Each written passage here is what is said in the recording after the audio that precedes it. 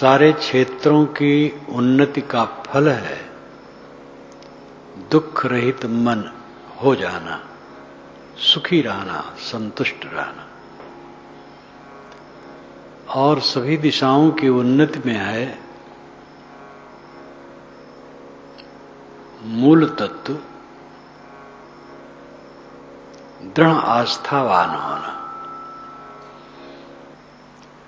दृढ़ आस्था के बिना किसी दिशा में उन्नति नहीं होती और कुछ उन्नति भी होती है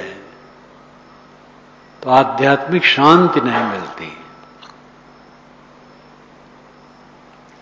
पति पत्नी है, अगर आपस में दृढ़ निष्ठा नहीं है तो उनकी गृहस्थी सुखद नहीं होगी। दृढ़ निष्ठा का अर्थ काम भोग नहीं है। गृहस्थ के लिए तो एक दो संतान पैदा करने के लिए उसका उपयोग माना जा सकता है।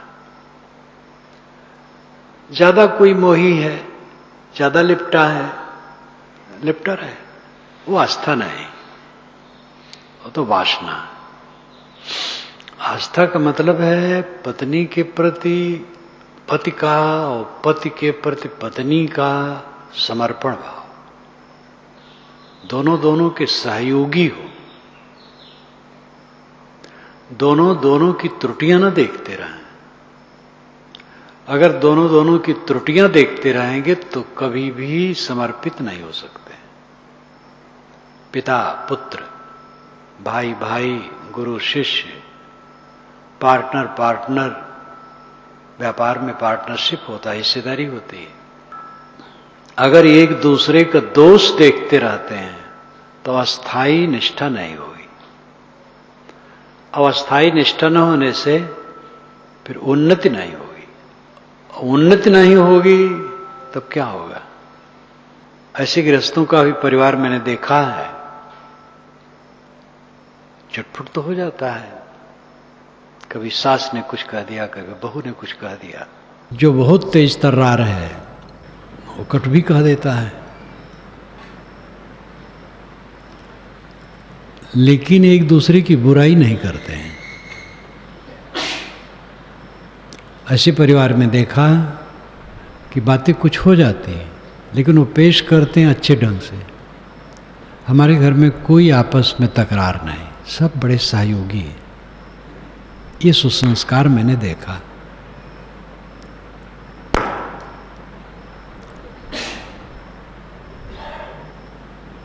जहां का संबंध बिल्कुल खराब लगे वो तो छोड़ देना बुरा नहीं, कहीं का भी। पति पत्नी में बहुत खराब हो जाए, इसीलिए भारतवर्ष में तलाक का प्रबंध रखा गया जब भारत आजाद हुआ। तलाक अच्छी चीज नहीं है, लेकिन ऐसा विकल्प रखा गया। कहीं भी संबंध अत्यंत खराब है, दुख ही दुख है, उस संबंध किस काम का। लेकिन बाकी संबंध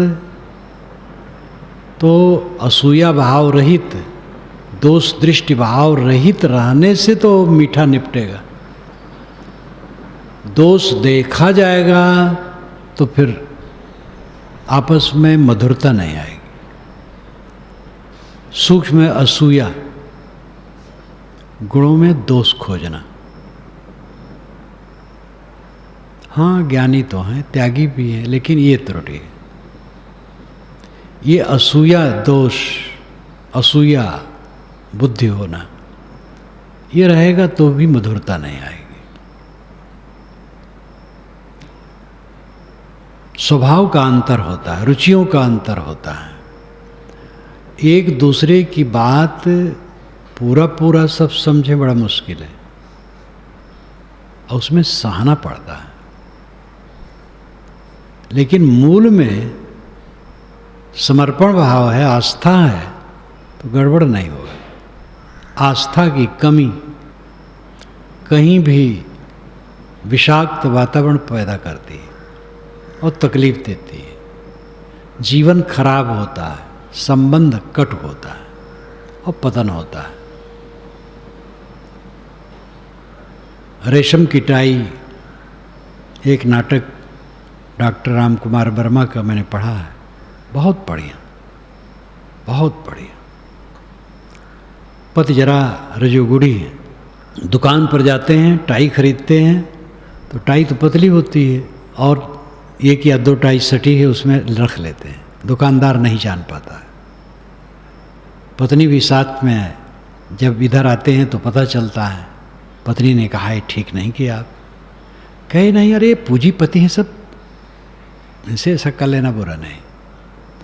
इसमें मार्क्सवाद कोई मजाक उड़ाते हैं कि मार्क्सवादी लोग आजकल फैशन में बहुत ऐसा कहा करते हैं। एक कपड़ा बेचने वाली आई है, उसमें से एक रख लेते हैं और उनकी पत्नी इतनी सावधानी से उसको निभाती है।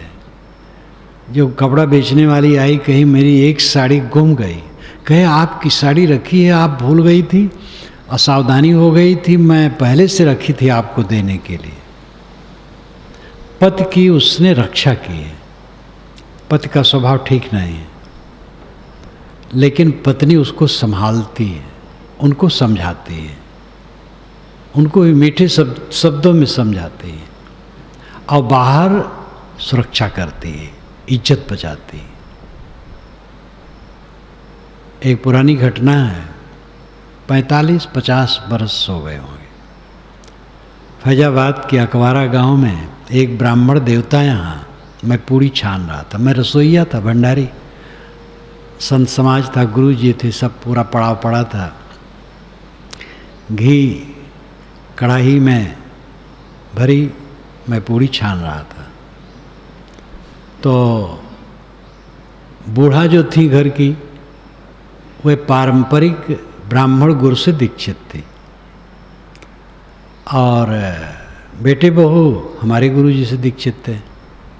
वो लोग ब्राह्मण कहे जाने वाले परिवार के थे। मैं पूड़ी छान रहा था, बहुत दूर से बैठी देख रही थी। उसने कहा देखो मेरे गुरु हैं, पूड़ी छानते हैं सबका बराबर, सब पूड़ी छान के रख देते हैं और जब परोसते हैं वही पूड़ी सबको परोसते हैं। अब बूढ़ा के गुरु आते हैं तब पूड़ी जब छानेंगे तो अपने पूड़ी में छेद कर देंगे तो घी भर जाएगा, तो उसी पूड़ी को अपने डब्बे में रख लेंगे। हम लोगों के लिए सामान छान देंगे और अपने लिए घी भरी पूड़ी छानेंगे। तब बूढ़ा ने कहा हाँ, हमारे बाबा, हमारे गुरु बाबा बड़े घर के लड़के हैं, सदा खाते आए हैं तो खाते हैं। बड़ी हंसी हुई। अब मुझे ये उत्तर अच्छा लगा। अब थोड़ी थोड़ी बातों को लेकर के अगर तुम आलोचना करोगे तो श्रद्धा का मतलब क्या है?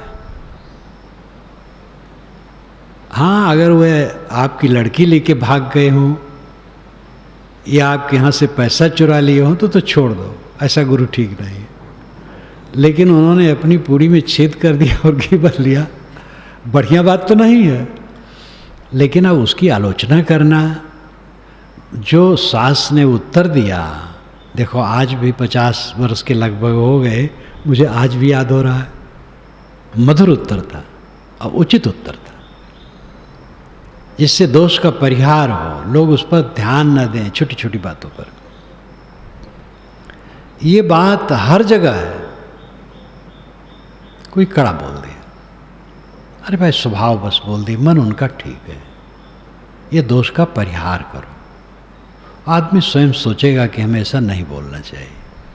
अब पीछे पड़ जाओ सब, और ठीक नहीं। ऐसे किसी भी बात में आस्था की बड़ी जरूरत है। आस्था के बिना कोई संबंध मधुर नहीं हो सकता, और संबंध मधुर हुए बिना उन्नति नहीं हो सकती है। और बाहरी उन्नति की भी जरूरत है, आध्यात्मिक उन्नति की भी जरूरत है। किसान हैं, आपस में आस्था नहीं है, भाई भाई में, पिता पुत्र में। तो खेत में कौन गया कौन नहीं गया, हलवाहक हल लेके गया, आज तक तो ट्रैक्टर है, जो भी हो, जो पूछे हरवाहा कहाँ, बीज बूढ़ गए तिनके तहाँ। जो घर का मालिक पूछता है हलवाहक कहाँ है, तो घाक कब कहते हैं उनका बीज मानो हाथ डूब गया। स्वयं हलवाहक के साथ जाए, स्वयं भी हलवाहन करे। प्रेम ही आपस में नहीं है, संगठन ही नहीं है, तो काम कैसे होगा। इसलिए अवास्था के बिना यह संभव नहीं है। दोष देखने की प्रवृत्ति विष है, और ये विष परिवार काया को, समाज काया को, राष्ट्र काया को, संस्था काया को, कंपनी काया को, किसी काया को नष्ट कर दी। दोष देखने की प्रवृत्ति बढ़ेगी, परिवार खराब हो जाएगा। एक दूसरे के दोष देखने, महाराज कृष्ण के परिवार में क्या हुआ था, कलह क्यों बढ़ा था? एक दूसरे के दोष देखने में लग गए थे, और देखते देखते जो दशा हुई, पूरे परिवार का विनाश हुआ। कौरव पांडवों में यही हुआ।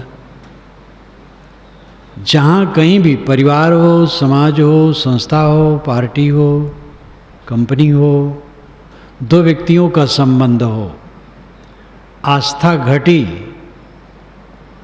और नैतिकता घटी, विशृंखलता आई और पतन हुआ। अत्यंत धैर्यशीलम, तथागत बुद्ध ने कहा है, व्यक्तित्व उसका सही होता है जो अत्यंत धैर्यवान और निष्ठावान होते हैं, ऊंच नीच स्थितियों में जो विचलित नहीं होता है, विचलन जिसमें कभी भी नहीं होती, दृढ़ धरातल पर स्थिर, एक रस व्यवहार। अस्थायित्व की बड़ी जरूरत है। मैं सन 1957 में काशी गया प्रकाशन शुरुआत करने, और सन 1975 से वहाँ से विदा ली। प्रेस मालिक मर गए थे। उसके बीच में दूसरे प्रेस में मैं कभी कदम नहीं रखा, एक प्रेस में जुड़ा, वहीं से काम करवाया। अड़चन भी पड़ता तो भी बैठा रहता था, धीरज रखता था। और इतनी उनकी आस्था हो गई प्रेस मालिक की हमारे व्यवहार से, कि जब जहाँ जो कहता था पुस्तक भेज दो, तुरंत भेज देते। स्वयं प्रयाग कुंभ मेले में आ गए, छाछठ में, ठंडी में, कड़ी ठंडी में, इतने सुकुमार हुए थे, लेकिन पचलहरा के समय आ गए। हम कहे आप क्यों आए, कहीं इसमें क्या कठिनता है? इतने समर्पित जैसे हो गए कि क्या कहा जाए। कितने घरों में नौकर पीढ़ी दर पीढ़ी रहते हैं, पिता रहा, पुत्र रहा, नाती है। अस्थायित्व व्यक्तित्व की पहचान है। क्षणे रुष्टे, क्षणे तुष्टे, रुष्टे तुष्टे, क्षणे क्षणे। क्या व्यक्तित्व होगा? कट जाएगा व्यक्तित्व उसका, कमजोर हो जाएगा, कोई काम नहीं कर पाएगा। किसी भी क्षेत्र में हो, वो स्वस्थ सफल नहीं हो सकता है। पार्टियों में है, टिकट नहीं मिला, अपनी पार्टी छोड़ दे, दूसरी पार्टी में शामिल हो गए। दूसरी पार्टी वाला भाई तुरंत कैसे टिकट दे दे, वही मारा मारी है टिकट के लिए, लेकिन वो फुसलाता है, कोई बात नहीं, अब की बार हम आ जाने वाले हैं, अब आपको ऐसा पद दे देंगे कि जो मंत्री की तरह। भूल गए, अब आए ही नहीं, क्या दूसरे को दे देंगे? अब आ भी गए तो भी सहज थोड़े हैं, किसी को मंत्री जैसा पद दे देना, अपनी पार्टी वाले नोच डालें, हमें चाहिए। तो बड़ा जटिल है संसार। महात्मा गांधी कहते थे तुम्हें ये पद देना है। नहीं बापूजी, हमें पद नहीं चाहिए, सेवा जहाँ कहिए सेवा करूं, पद नहीं चाहिए। आजकल तो कांग्रेसे में है आपाधापी कि हमें पद चाहिए, हमें पद चाहिए। जबकि कांग्रेस के जो बड़ी लीडर इस समय है सोनिया, इस ढंग से है कि पद की परवाह नहीं करती है। लेकिन पीछे वाले कहाँ सोच पाते हैं। अटल जी जैसे बढ़िया नेता कहाँ उनके साथ वाले समझ पाते हैं। समझेंगे तब तो चल पाएंगे, और समझने के साथ त्याग करने की जरूरत पड़ती है। कोई क्षेत्र हो, एक क्षेत्र की बात मैं नहीं कहता हूं। मनुष्य जहां है वहां हर जगह इसकी आवश्यकता है। दृढ़ आस्था और अत्यंत धैर्यवान होकर के रहना, डिगना नहीं। सुख दुख ऊंच नीच स्थितियां आवें, संपत्ति विपत्ति, सब में धैर्यवान अडिग, तब वो उन्नत कर सकता है। सारी उन्नतियों की उन्नति है आत्म शांति, मन की शांति। बिस्तर पर जाए सुख से सो जाए, कोई तनाव ना हो, नींद खुले, पूरी नींद आवे, नींद खुले और कोई खटक दिमाग में न आवे। दिन भर आनंद से भजन पूजन साधन सेवा परिश्रम करे,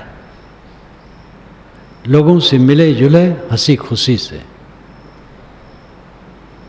ये जीवन का फल है। जीवन में कलह है, वैर है, तनाव है, घृणा है, ईर्ष्या है, कैसे शांति उसको होगी। दृढ़ निष्ठा नहीं है, अटल आस्था नहीं है। आस्था के बिना तो सब निरर्थक हो जाने वाला है। आजकल हवा बहुत तेज चल रही है आधुनिकता की, और आधुनिकता की हवा में प्राचीनता ये सब उड़ रही। प्राचीनता में त्रुटियां भी हैं और अच्छाइयां भी हैं, लेकिन त्रुटियों के साथ अच्छाइयों को भी उड़ा रहे हैं। आज की युवा पीढ़ी का एक वर्ग है, वो पता नहीं कहाँ जाएगा। किसी महापुरुष में श्रद्धा नहीं, किसी शास्त्र में श्रद्धा नहीं।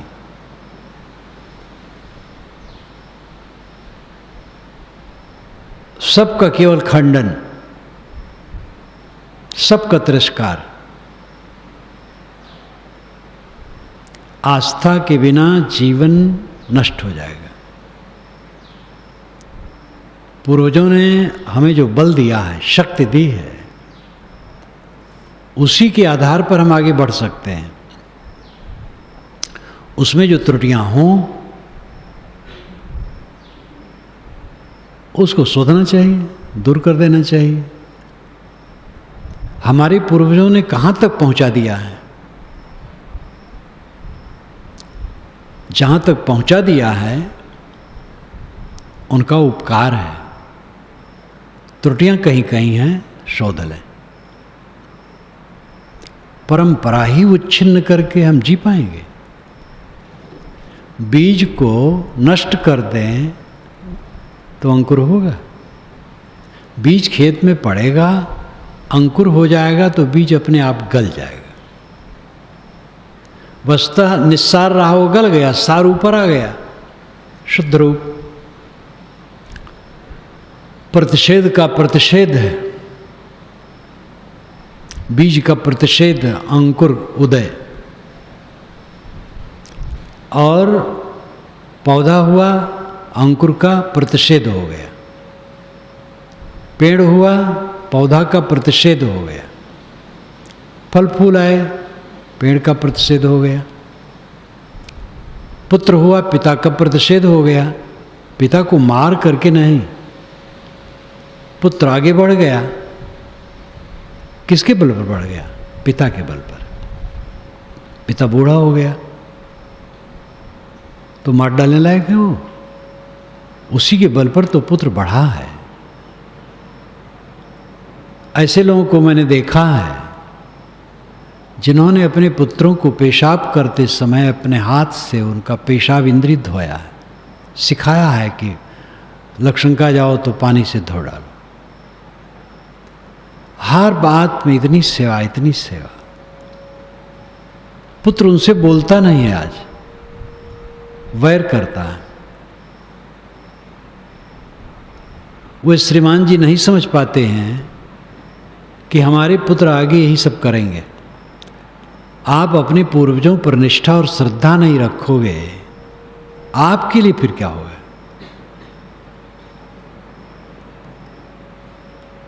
परंपरा की सब बातें सब समय उपयुक्त नहीं होती, इसलिए वो संशोधनी होती हैं।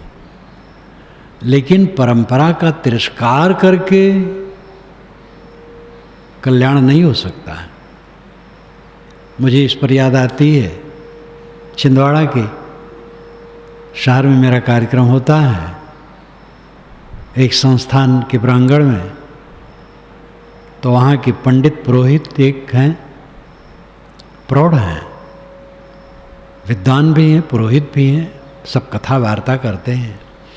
और जब मैं जाता हूँ रहते हैं तो वही संचालन करते हैं। एक कुर्सी पर वो अलग बैठ जाते हैं, वही संचालन करते हैं।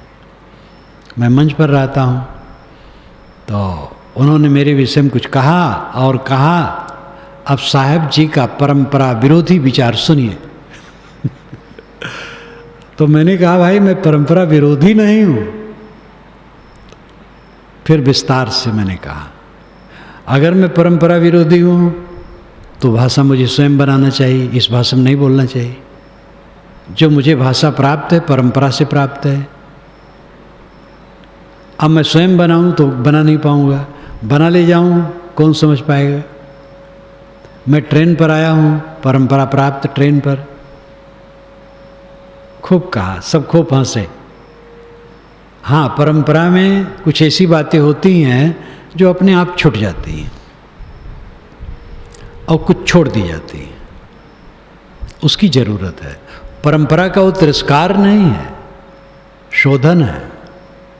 शरीर में ही फोड़ा हो जाता है तो चीर दिया जाता है, मल निकाल दिया जाता है। इसलिए संशोधन ठीक है, सब में तनाव रहित होना चाहिए। आदर पूर्वक अपने पूर्वजों का आदर करते हुए संशोधन करना। आस्था की स्थिरता व्यक्तित्व की ऊंची पहचान है।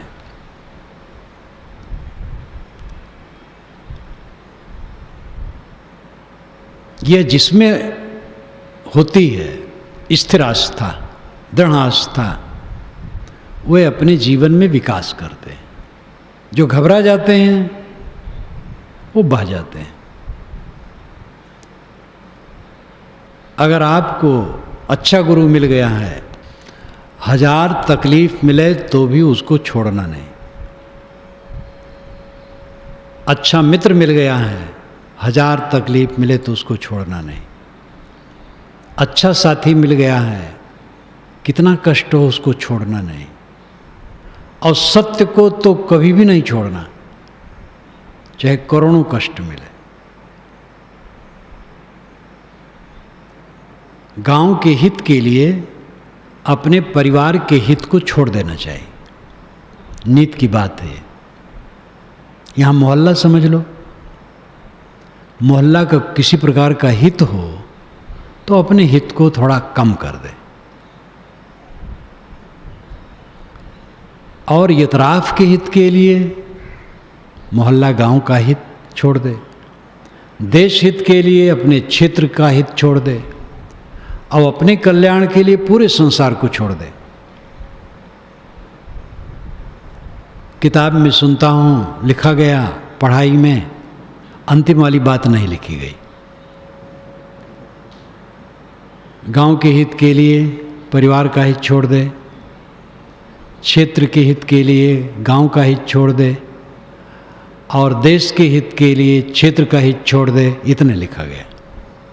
क्योंकि लेखक स्थूल बुद्धि वाला है, इतने समझ पाता है, परमार्थ को समझ ही नहीं पाता है कि आत्म कल्याण के लिए सबको छोड़ दे। न सबको छोड़ोगे तब भी छूटेगा ही, वो चीज़ छोड़ दिया। लिखने वाले भी अब जैसे मानसिक स्तर होता है वैसे करते हैं। अंतिम बात पर ध्यान देने की जरूरत है। अनासक्ति चित्त में इतना बढ़ाओ, अभी शरीर छूटने का अवसर आ जाए तो भी विचलन न हो। और वैसे आएगा, आज ही शरीर छूटेगा। कोई गुमान न करें कि कल छूटेगा, आज छूटेगा। जब छूटेगा आज रहेगा। और गाफिल हैं हम तो लटके फिर भवधारा में बहे, पूर्ण अनासक्त सब समय। कौन सी वस्तु मेरी है, कौन सी वस्तु प्रिय है? सब तत्वों का जाल है, मिट्टी पानी आग हवा के कणों का जाल है चारों तरफ। स्त्री पुरुषों के शरीर मिट्टी पानी आग हवा के कणों का जोड़ है। मकान, दुकान, गाड़ी घोड़ा, बाग फुलवारी, उद्यान, पर्वत बर्फ, रेगिस्तान, समुद्र नदी झरने, चांद सूरज सितारे, सब मिट्टी पानी आग हवा के कणों का सब जोड़ है। बनता है बिखरता है, बनता है बिखरता है। कहीं रत्ती मात्र में भी मोह न लगाओ। मोह लगाओगे पीड़ा पाओगे। सेवा करो, जहां हो सेवा करो, मोह न लगाओ। मोह लगाओगे आज पीड़ा पाओगे। मरते समय लगेगा मेरा प्यारा छूट रहा है। अपने प्यारे को समझे ही नहीं। मेरा प्रीतम मेरा आत्मा है, मेरा अपना आपा है। उसी के लिए समाधि और अभ्यास है। समाधि क्या है, ध्यान क्या है? कुछ न सोचना। जब कुछ नहीं सोचा तो स्वयं रह गया। संकल्प शांत हुआ, मन सायर मन साल हरि, बूढ़े बहुत अचेत, कहीं कबीरते बाँची हैं जाके हृदय विवेक। मन समुद्र है, इच्छाएं तरंगे हैं, सब उसमें डूब के मर जाते हैं।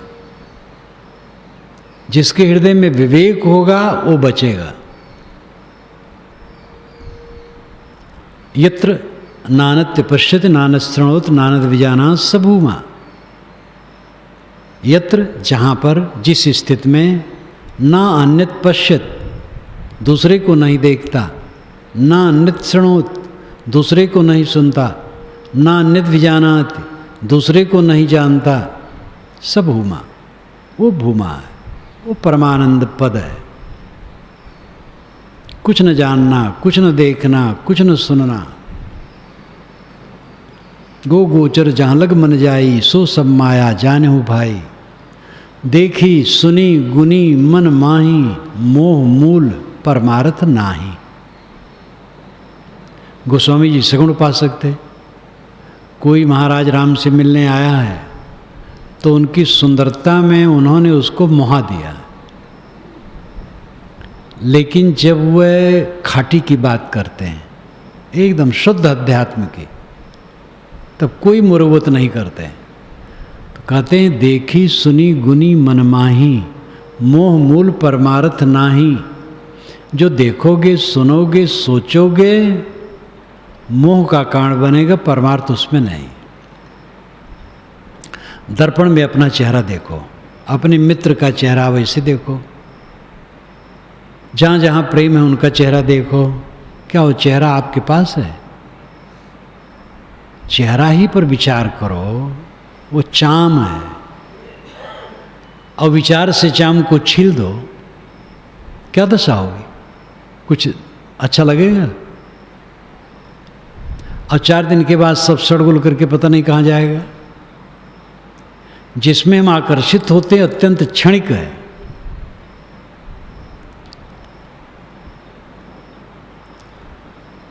इसलिए अनासक्ति का प्रयोग कस के करना चाहिए। कोई प्रमाद में मत जियो, मौत निकट है, सबके निकट धीरे धीरे आ रही है।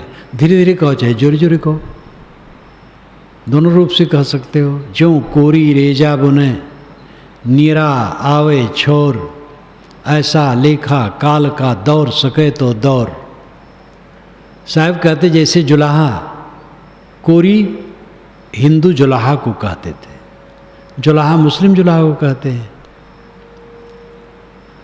जो कोरी रेजा बिने है, जैसे जुलाहा थान बुनता है तो भरनी का एक एक सूत दोनों तरफ से डालते डालते सूत कितना पतला होता है, लेकिन डालते डालते बराबर थान पूरा हो जाता है। ऐसे लेखा काल का लेखा ऐसे है, क्षण क्षण क्षण बीतते बीतते एकदम तट पर पहुंच जाएंगे मौत के। इसलिए दौड़ सके तो दौड़ पाओ तो दौड़ो। दौड़ने का मतलब क्या है? निर्मोह हो जाओ, सबसे अनासक्त हो जाओ। जिस संसार को छोड़ना है पहले मन से छोड़ दो। शरीर मेरा साथ नहीं देगा, आसपास में लगे मित्र साथ नहीं देंगे, सेवक साथ नहीं देंगे, धन दौलत मठ मकान साथ नहीं देंगे, कुछ साथ नहीं जाएगा। ये परम सत्यता निरंतर सबके निकट आ रही है। इतना होने पर भी जो ये दृश्य में मोह करता है कितना असावधान है। ये असावधानी सबकी है। इस असावधानी को खूब कस के काटने से कृतार्थ अवस्था आएगी। इसी जीवन में पूर्ण कृतार्थ हो जाना चाहिए। अपने को देखना चाहिए, साधक अपने को देखे। जो साधक अंतर्मुख होगा वो देखेगा, और देखेगा तो उसके अंदर से कुचाल नहीं होगी, उसको तो फुर्सत ही नहीं होगी व्यर्थ बात करना, कटु कहना, किसी के लिए दुर्भावना रखना, कलह करना, राग द्वेष करना, तो संभावना ही नहीं। दूध मथने पर मक्खन निकलता है, उसमें कंकर नहीं होता। मक्खन सरीखा स्वभाव है उनका, कहा जाता है, क्योंकि मक्खन में कंकर नहीं होता। जब आदमी कल्याणार्थी होगा और हकीकत को समझेगा कि हकीकत क्या है, मेरे साथ कुछ भी नहीं है, शरीर रहते रहते कुछ नहीं है, दिखावा है। जिन मनुष्यों के अभिमान में आदमी डूबा रहता है वे मनुष्य उसी की बुराई करते रहते हैं। क्या अहंकार करे वो? मैंने अभी कहा नहीं कि जिस पिता ने अपने पुत्र की शिश्नेंद्री को भी धोया था पेशाब के बाद बराबर सिखाया था, वो पुत्र अपने पिता से बोलता नहीं। जिसका अहंकार गाठे हम बैठे हैं मनुष्यों का, वह मनुष्य हमारी आलोचना करते हैं। कौन अहंकार? इस मोह न मिटे। जिस शरीर में हम बैठे हैं उसके कण कण हरदम बदल रहे हैं, और बदहवासी किए सदैव ऐसे रहेगा। जिस पद पर हम बैठे हैं वो पद खारिज हो जाने वाला है। किस चीज का गुमान है? कौन सा संबंध स्थिर है? संबंध स्थिर होता ही नहीं। इकाई स्थिर होती है, कैवल्य स्थिर होता है, अद्वैत स्थिर होता है, असंगत्व स्थिर होता है। वह मेरा अपना अस्तित्व है। अपने अस्तित्व बोध में जियो। साधकों को चाहिए सेवा से जितनी फुर्सत पावें खूब अध्ययन करें, ध्यान करें, चिंतन करें, मन को धुनें, अनासक्ति का अभ्यास करें, निर्मोहता का अभ्यास करें, उत्कट वैराग्य पैदा करें चित्त में। सारे मन के कुसंस्कारों को धुन डालें और इसी जीवन में कैवल्य की प्राप्ति करें, अद्वैत स्थिति की प्राप्ति, असंगत्व की प्राप्ति, सह समाधि की प्राप्ति। तो मैंने आपसे कहा कि आस्था के बिना जीवन बेकार है। बिना आस्था के परिवार, समाज, राष्ट्र, कंपनी, पार्टी कहीं भी उन्नति नहीं हो सकती। एक दूसरे के प्रति आस्था के शब्द को, कोई गलती हो तो उसका सुधार करके, सुधार के रूप में रखो। सो सुधार हरिजन इमिद लेहि, दलित दुख दोष विमल जस देहि, गोस्वामी जी ने कहा। हमारे पूर्वजों ने सब सामग्री दी है, उपयोग करना चाहिए। चाहे कबीर को उठाओ, चाहे तुलसी को उठाओ, चाहे बाइबिल कुरान को उठाओ, चाहे वेद उपनिषद और बुद्ध महावीर को उठाओ, हर जगह से मीठे मीठे निर्देश हमारे लिए मिले हैं। आसपास में बिखरे हुए सज्जन लोग हैं, गृहस्थ, साधु, अच्छे अच्छे विचार के लोग हैं। गृहस्थों में भी अच्छे अच्छे हैं, साधु में तो होने चाहिए अच्छे। जगह जगह हीरे मोती हैं, वहाँ से हम निर्देश लें और स्वयं विवेक से देखें, समझें, दृढ़ आस्थावान बने, निष्ठावान बने, धैर्यवान बने, अपने में स्थायित्व लाएं।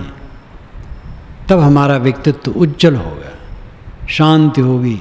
जो ये पार्टियां बदलते हैं नेता, दो कौड़ी के हो जाते हैं, किसी को निष्ठा उनके प्रति नहीं रह जाती। इसी प्रकार जहां जिसमें है इस प्रकार क्षणिकता, अदलाव बदलाव, वो जीवन से महरूम हो जाते हैं।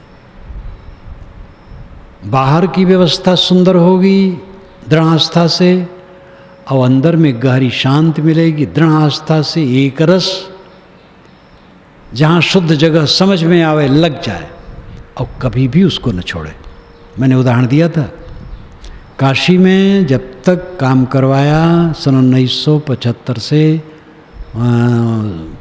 57 से 75 तक एक जगह काम करवाया। कहीं भी मैं कुछ करवाया उसमें मेरी निष्ठा सदैव एक रस रही, हर काम में एक रस रही। और उसका परिणाम हुआ कि मैं कुछ समाज की सेवा कर सका।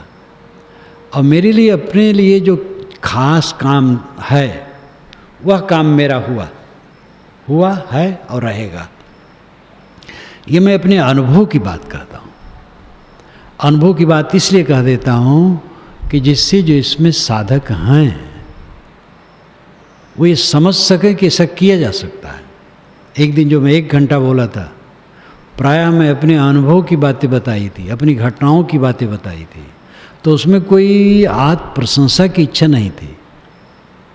बात ये थी कि लोग समझें कि कर सकते हैं हम, केवल कहानी नहीं है, किताब नहीं है, आपका जीवन सबसे बड़ा किताब है। आप कर सकते हो। दृढ़ आस्था, परस्पर में निष्ठा, कोमल बर्ताव, एक दूसरे के प्रति आदर, ये दृढ़ आस्था से ही निकल करके आएंगे और उसमें लौकिक पारलौकिक सब प्रकार का हित होगा।